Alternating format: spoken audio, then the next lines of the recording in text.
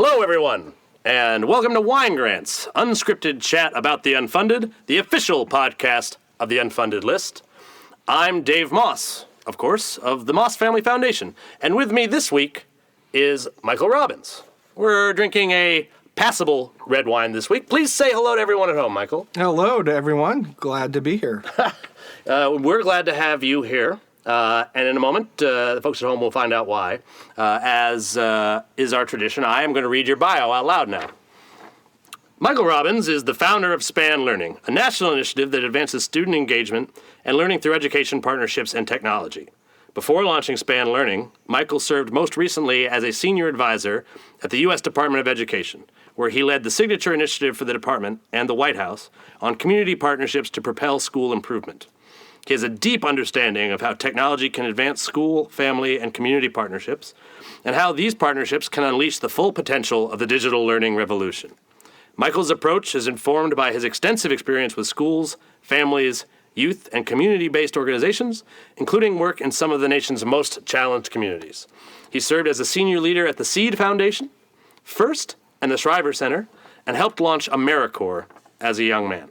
Transformative technologies have been an integral part of his work, going back to 6th grade when he wrote his first computer program to make Dungeons & Dragons characters for his friends. Thanks very much for coming in, Michael. Very impressive work that you've done. Michael and I, for those of you at home who may not be familiar with my career history, I worked briefly at the Seed Foundation with Michael. Seed is a college preparatory program that runs like a boarding school, but in neighborhoods and communities that don't normally have boarding schools. It's a tuition-free, round-the-clock school preparing high school students. What I believe, if I remember correctly, 6 through 12. 6 through 12. 6 through 12 for college, and has been a wildly successful program. Now in D.C. and Maryland, up in Baltimore, and in Miami. They have a school in Miami. They have a school in Miami now. Awesome. Outstanding. Indeed. Remind me, your title was director of something. Yeah, I was director of new school development for a while, and we worked on development stuff together there. Mm-hmm. Particularly looking at launching this second campus in Maryland, which when you're taking several acre former high school campus, I think what was like a 20-acre property, something. It was a large facility. Large facility.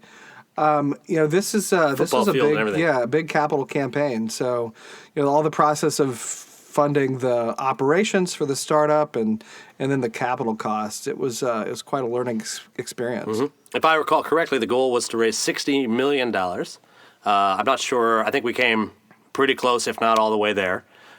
Several large commitments.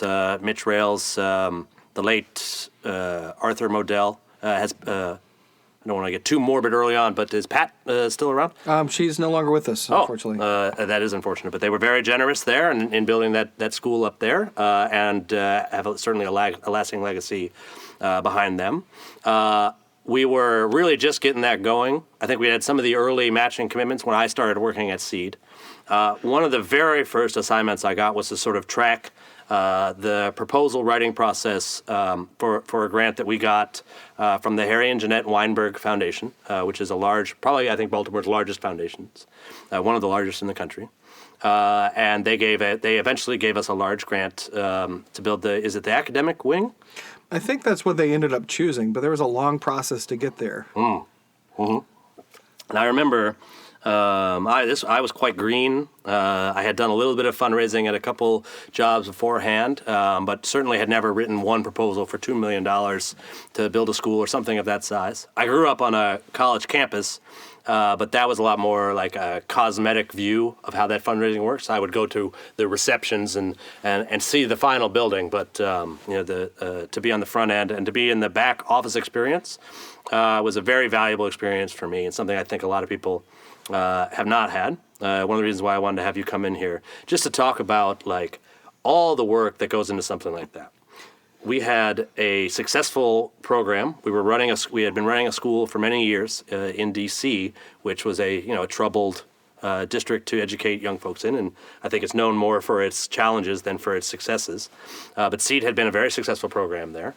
And you'd love to live in a world where a program goes into a town like D.C., builds a great school, and then every other city comes and says, "Hey, build a school in there." But it's not that way. Funders don't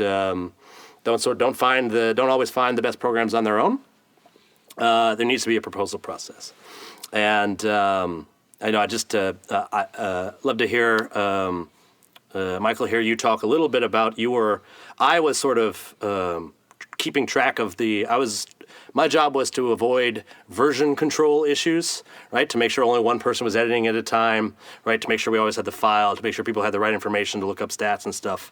I wasn't really doing much of the proposal writing. But I think a lot of people out there don't really know how much work goes into something like that. So, Michael, if you could talk to us a little bit about, with that in your role there as Director of New School Development, taking a successful program from D.C., replicating in Baltimore, tell me about how that goes about and the back office work that goes into that. Yeah, so we were able to build off the success of what happened in D.C. And just to put this in time perspective, SEED Maryland started with a class of sixth grade students. They just graduated high school. So SEED in Maryland just graduated their first class. Did they really? Exciting to see. And so these were young people that we recruited from across the state. Dated me a little bit. Exactly. I think for me that was my first big foray into the capital fundraising side. And I think there were a few different things that struck me. One is that you're just dealing with some really long time horizons. Mm-hmm. And that it's a ton of relationship building. The second is that there's as you mentioned, just a ton of details that go into it. That it's really understanding exactly what someone's preferences are, researching what their giving capabilities are, having these conversations, sometimes seemingly ad nauseum about what are the particular parts of your project that they're interested in and what they'd like to fund. Mm-hmm. And then as a project as multifaceted as SEED, I think we had a lot of different options, and so that added a whole nother degree of difficulty. The other thing too is that understanding that that in a lot of cases the first answer is uncommittal or it's no. Mm-hmm. That you're just going to flat out no. And that means that you just need to go back and do some work. It's not the end of the conversation there. Mm-hmm. Well, yeah, absolutely. I've heard from lots of folks who made a foray into trying to get particularly foundation funding. And, I think you almost always get a no first when you try that. I pretty much no matter how good your program is, whatever, first couple foundations you go to, especially if you don't know them personally, if they're not your uncle or something, you're gonna get no's. Everybody does. And I think they're like, well, I'm really trying to do this. I don't have time to write a really long proposal. And I remember that one was really long. We had to attach a copy of our lease to it, which made it particularly cumbersome. But I can very much remember the pile in my hand of that thing, and how much it cost us to ship it up there. And I think it was a very large gift that made the program possible, but just a tonnage of work that went in on the front end. And on the back end, that Weinberg anyone who lives in Baltimore knows pretty well that Weinberg likes to see their name on the buildings that they help to fund. Yeah, and the full name, it's interesting. You hear this on NPR, like and full disclosure, I've done some work with them.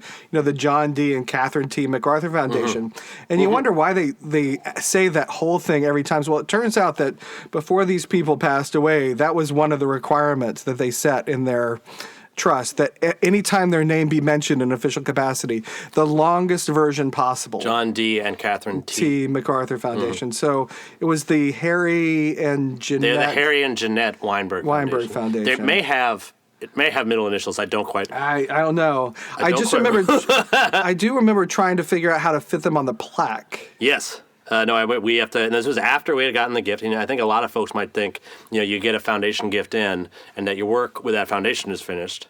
Not necessarily the case, especially with a gift that size. Like, it's going to be rolled out. There's going to be benchmarks that you have to make. The work continues after you've been awarded the grant. And some of that work includes bringing in something called a recognition consultant, to build an appropriate practice, which honestly was actually it was fun to work with her on that. And it's funny, I grew up at Colby College just down the road from the campus, where my father was the Donald G. and Cornelia V. Gibson Professor of History. Mom was lucky; she was just the Bob Diamond Professor. There you go. Hi, Bob, if you're listening. What was really interesting to me growing up there, all the buildings at Colby are named after a person. And I assumed in my childhood naivete that these buildings were named after famous alumni or people who had accomplished a great deal, which might have been true for a couple of the earlier buildings. And Colby's a very old school, but now I realize now there's a Bob Diamond building up there too, the Diamond Center for Business, I think, and that's there because Bob wrote a really big check. That in the case of that one, astonishingly large check, that's someone has to do these things, and you deserve the recognition for it. But I think what often gets overlooked, especially from fund seekers, is that's not money that rains down from the sky. That money is quite a bit of work, right? And one of the services we try to provide with the Unfunded List is feedback, support on proposals of these sort, especially for those people who got their first few no's, don't really understand what they're doing wrong, what direction they might not be going in. Try to help those folks out as well. Yeah, the other thing too, and this is unscripted. I've not prepped anything to suck up to you in your Unfunded List work. But it's I think what you're doing is great. I mean, thank you. The first money is hard. Mm-hmm. It's really difficult. I mean, everybody you ask for money, one of the first things they ask is, well, who else is funding it? Mm-hmm. Because they want to be part of a peer group that has seen this. They want to, in effect, delegate some of their due diligence by the fact that somebody else has made the investment for Understandably so. Yeah. Philanthropy is hard. It is. I think a lot of people don't understand how much work that takes, especially with a complicated program like SEED and all kinds of numbers. And, I think fund seekers have gotten very good at showing you the numbers that make their program look great. Can certainly be a challenge. And I also think that this is just a sort of a universe, an apparatus of things, the whole, particularly foundation grant universe, which is about $60 billion in philanthropy this year. So, no small, it's about 1/5 of all philanthropy in the U.S. It all happens kind of ad hoc, and I mean, one foundation could be doing it completely. Like some are invitation only. Ford's receiving 50,000 proposals a year. MacArthur must get a ton of inquiries, for being as well known as they are from some of their well branded programs. It's just I think that there is. And I get maddened every time I read an article about this universe because the journalist usually doesn't know what he's talking about. This stuff's complicated. It's very, very complicated, and I think we're doing a general disservice to the population by really not explaining how this stuff works. And so folks who might have a really great idea for how to run an innovative education program or innovative community program, that's a much different skill set than how to get these funds in, and how would you know? So we try to have this podcast here as part of the program, to get some information out there. Hopefully, some of the fund seekers or philanthropists listening find these conversations useful. One of the things that we haven't talked about too much on the podcast that you are an expert in is partnerships, which you left when you left the Seed Foundation. You went on to the Department of Education, worked for Secretary Duncan, who's recently stepped down. He's leaving in December. You were, it was in the bio there, but you were in charge of nonprofit partnerships, right, for community folks.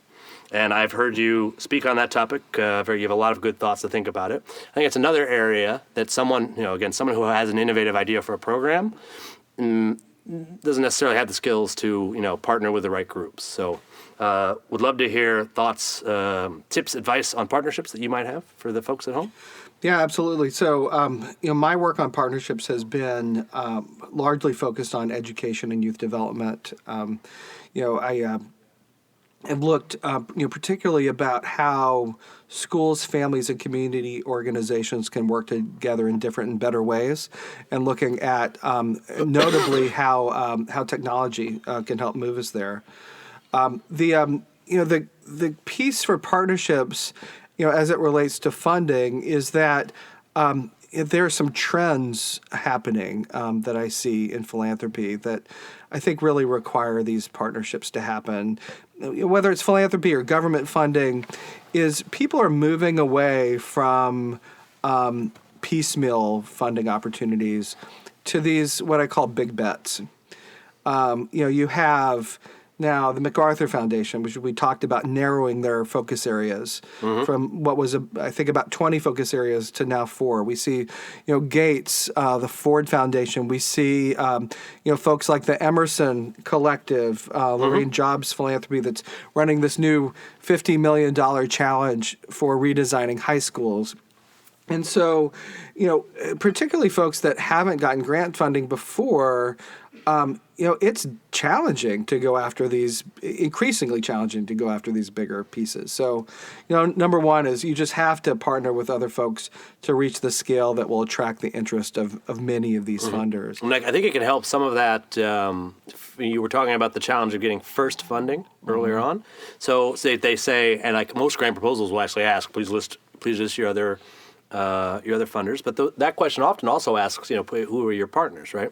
Yeah. So, and I think a very wise thing for someone who has that some new idea that they're trying to work out, they should go to other leaders in the field, try to partner with them in some way, whether it's give like a loaning curriculum or whatever it is, because to a funder, that's you're working with Teach for America. Okay, I know them. That's that solves some of that vetting. We don't know you type challenges. Yeah. And then in the application, you say we're working closely with Dave's nonprofit that has a long history of securing grant funding, and it's not. That's actually the name of it. Dave's nonprofit that has a long history of. That's it. We're gonna make that new name, and so you put that in the application, and people will perk up and say, well, they're working with Dave, and Dave's been funded, and so that this must be good. The other piece on partnerships is really it's about honing what your value proposition is. And that's one of my MBA terms, value proposition. People say, can you tell us what I hear value proposition all the time. I'll admit right now on the air, I don't know what that means. I hear branding a lot too. Yeah, branding, I kind of understand what branding is. Well, I do, but it involves cattle. Yes, of course. What else? Exactly. What else would branding get called? Yeah. So, so the value proposition is really it's what's in it for me. So, who are you serving? What's in it for that person? And then why would they pay with not just money but with time, energy, their own connections, their credibility, all these things that they can offer to what it is that you do. Why is it that they would engage with your program? And then by proxy, where are funders that want to help those people meet those compelling needs? So value proposition is simply, we call it WIFMs, what's in it for me? So be very clear about, what are your WIFMs for each of the entities and groups that you serve, and then use that to pitch what it is you're doing to your funders. But not just that, have it be a management tool. You can't separate what you're doing from a program management and development perspective from what you're pitching to funders, because that's what they're investing in. Very interesting. So I talk a lot, we've talked on the program a couple of times about, just in general, funder behavior. Funders are a tricky group because traditional incentives don't work for them. Most people, right, here at the Lookout, if I want to hire someone to edit my project, right, it's very clear how I'm going to incentivize them to do that work. I'm going to pay them their hourly rate to do it. funders are a diverse group of people in the universe, but the one thing they all have in common is that they already have money. So you can't, and you're trying to get them to behave in a way that give their money away. So you obviously can't incentivize them that way.